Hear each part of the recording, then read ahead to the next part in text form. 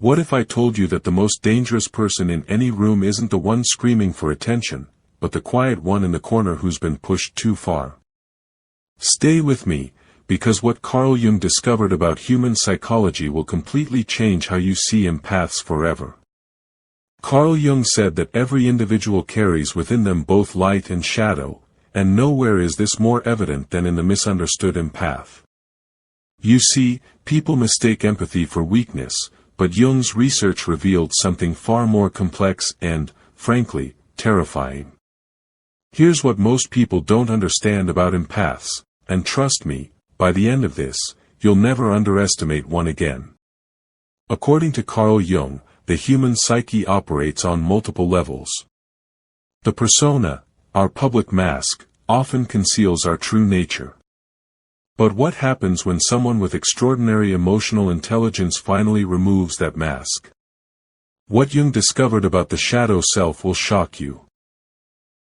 Empaths live in what Jung called the tension of opposites. They feel everything deeply, yet they've learned to contain that intensity. They see through deception, yet they choose to believe in people's potential for good. This isn't naivety, it's what Jung termed transcendent function, the ability to hold contradictory truths simultaneously. But here's where it gets dangerous, and why narcissists should be terrified.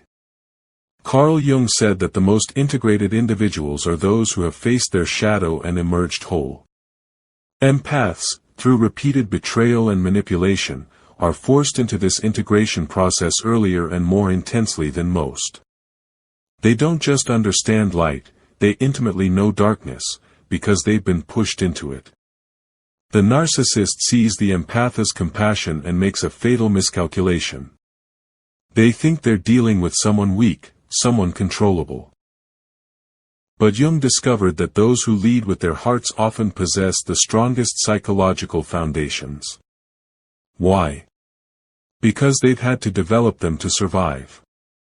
Listen carefully to what happens next, because this is where the tables turn completely. According to Carl Jung's theory of individuation, every person must eventually confront their authentic self. For most people, this happens gradually, if at all. But for empaths who've been betrayed, this process accelerates dramatically. The pain becomes a catalyst for what Jung called psychological rebirth. Here's what Jung understood that most people miss: emotional sensitivity isn't a weakness, it's advanced pattern recognition. Empaths don't just feel emotions, they decode them, analyze them, store them. Every manipulation, every lie, every act of emotional violence gets catalogued in their psyche, not as bitterness, but as data. And when that data reaches a critical mass, that's when you witness something Jung called the emergence of the self, and it's absolutely unstoppable. Carl Jung discovered that the most powerful transformations happen not in comfort, but in crisis. He called this enantiodromia, the tendency for things to turn into their opposite when pushed to extremes. The empath who has been patient becomes unmovable. The one who was giving becomes selective. The one who was forgiving becomes final. This isn't about becoming cold or cruel. Jung understood that true strength emerges when someone integrates their shadow, when they acknowledge their capacity for boundaries, for saying no, for walking away. The empath doesn't lose their heart, they gain their backbone.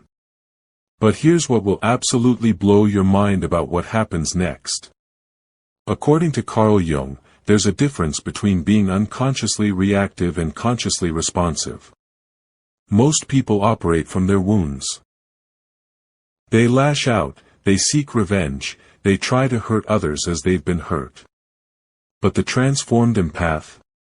Carl Jung said that the most dangerous individuals are not those who act from unconscious wounds, but those who have transformed their wounds into wisdom.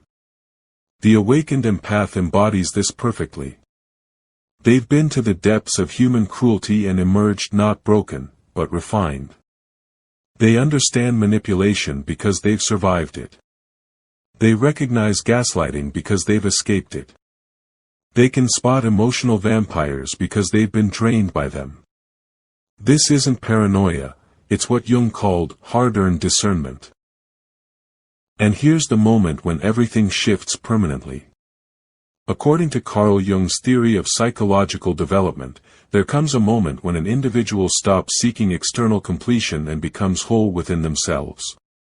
For the betrayed empath, this moment is both liberation and revolution. They stop trying to convince others of their worth. They stop explaining their boundaries. They stop apologizing for their needs. They reach what Jung called psychological sovereignty, complete ownership of their emotional world. But the final transformation? This is what Jung called the return to the self, and it's absolutely magnificent. Carl Jung discovered that true strength isn't the absence of sensitivity, it's sensitivity refined by wisdom. The fully awakened empath embodies this paradox perfectly. They feel deeply but love selectively. They understand completely but engage cautiously. They forgive fully but forget never. Jung said that the most integrated individuals are those who can hold both their light and their shadow in conscious awareness. The transformed empath has learned to be gentle with those who deserve it and firm with those who require it. They've mastered what Jung called appropriate response. And here's the final piece that makes them absolutely untouchable.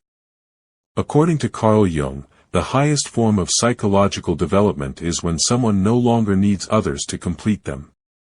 The awakened empath reaches this state not through isolation, but through integration. They become whole not by shutting out the world, but by choosing their place in it carefully. They no longer rescue people who enjoy drowning.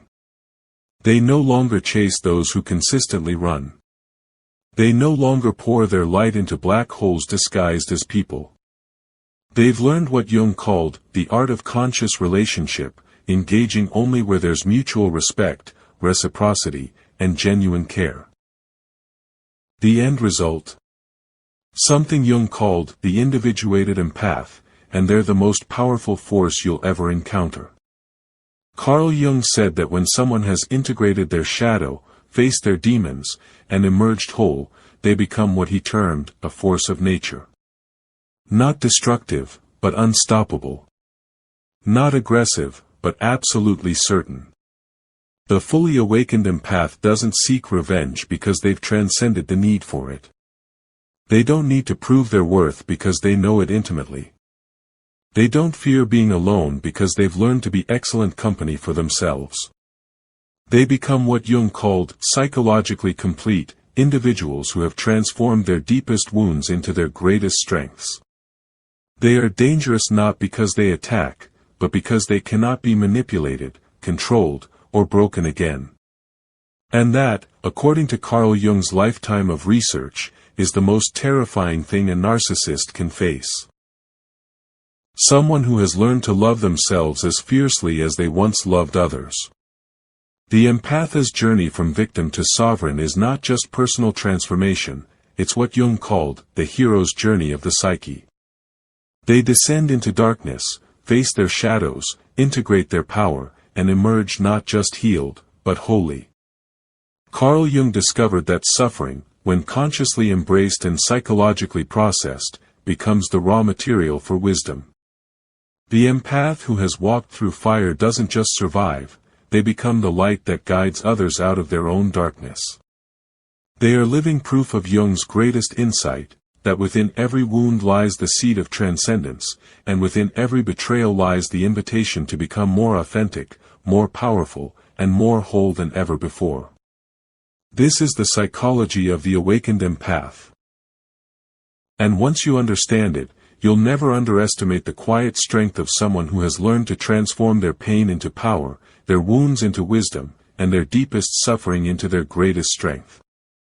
Thank you so much for staying with me through this exploration. If you found value in today's discussion, don't forget to subscribe to the channel and share this video with someone who might benefit from it.